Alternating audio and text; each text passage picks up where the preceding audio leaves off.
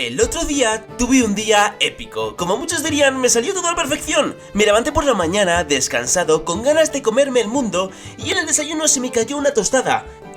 Pero eso sí, por la parte en la que no tenía mermelada. Y es que, en fin, tuve un día redondo. Yo lo llamaría un día épico. Y pensando dije, ¿y qué más cosas hay épicas en esta vida? Bueno, el chancletazo de tu madre cuando no te comías las judías en un caluroso verano, eso sí que era épico. Pero no, realmente épicos son los videojuegos, amigos. Y es que no son épicos porque lo diga yo, ni porque lo dice Willy Rex. ¡Qué épico! Lo son por muchas más cosas que muchas veces no las tenemos muy en cuenta, pero que son imprescindibles para que un juego nos enganche, nos emocione y nos envuelva en su universo. Y por eso hoy os voy a ir contando cuáles son esas cosas que tienen los videojuegos y que hace que en su global sean épicos. Y cómo no empezar este vídeo hablando sobre la música. Y es que hay la música, esas bandas sonoras que tanto nos gustan y tan increíbles momentos nos han dado como este tema.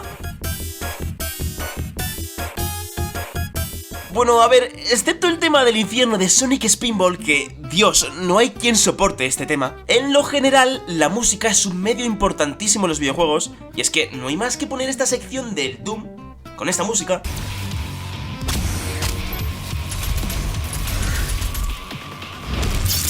Que yo que sé, con una canción random como esta. Con casi 4 añitos, crezco muy despacito y voy explorando, soy Caillou. Hostias, retiro lo dicho, sí que le queda bien la música de Caillou al Doom. Y por ejemplo, en los juegos de terror, estos no serían nada sin, por ejemplo, esas notas estridentes que acompañan a los tradicionales sobresaltos y que hacen que te acojones y también te hacen sacar ese grito varonil que llevas dentro. Pero la guinda del pastel la tenemos con juegos como Skyrim, y en especial ese momento en el que nos tocaba luchar con un dragón, y que a pesar de las pocas animaciones y el realismo de los dragones de este juego, eran épicos por su música, y es que se nos ponían los pelos de punta cuando escuchábamos esto en el juego.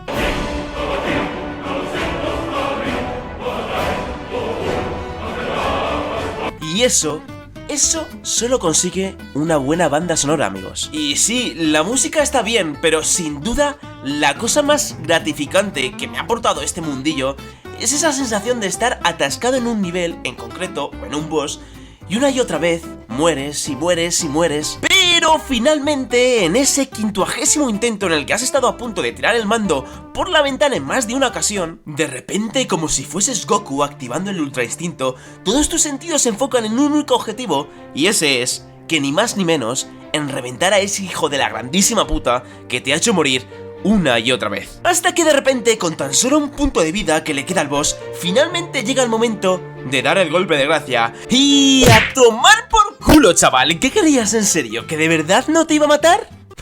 Pobre iluso, de verdad. Pero ahora en serio, ese momento en el que finalmente, y tras largos intentos, te pasas a ese boss final, es el momento más épico, feliz, y en el que más adrenalina vas a tener ya para el resto del día. Y eso es satisfactorio, y ese sentimiento es la recompensa del duro esfuerzo y de que intento tras intento nunca te hayas rendido con el fin de vencer a ese grandísimo de la gran puta. Hasta que claro, llegas a la siguiente zona y unos random te aniquilan y vuelta a empezar. Pero bueno, gajes del oficio, supongo.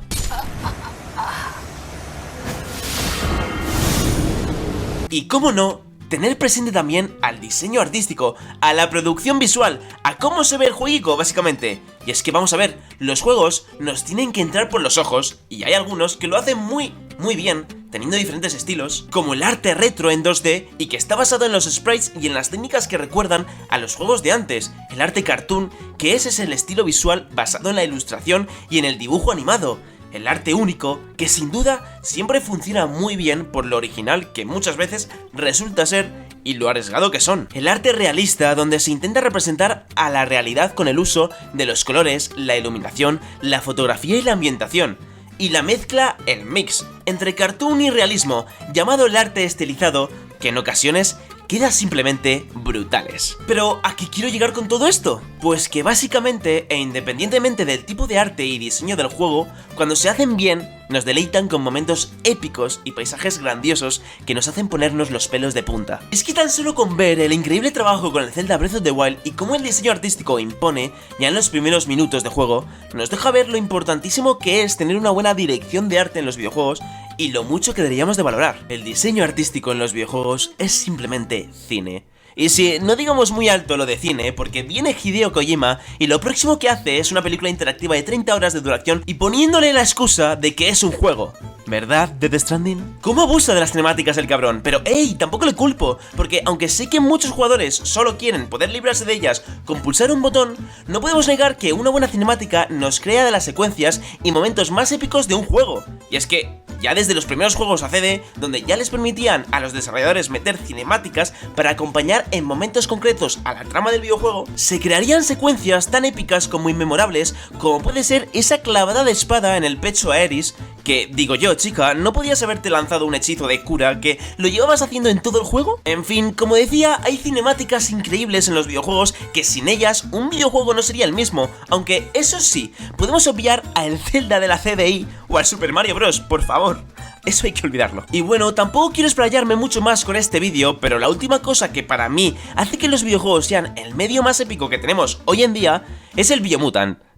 Bueno, vale, a ver, un error cometemos todos, incluso la industria del videojuego. Pero ahora en serio, estoy hablando ni más ni menos que del progreso en los videojuegos. Esa curva de dificultad que va escalando a la vez que vamos avanzando por el juego. Es esa evolución de empezar siendo una mierdecilla, literalmente, que te mata cualquier bicho del juego, y al cabo de unas horas de juego pasas a ser Sauron, el puto villano del Señor de los Anillos. Es esa evolución y ese cambio de pasar a ser un don nadie a ser el ser más poderoso y jamás visto en la faz de la Tierra.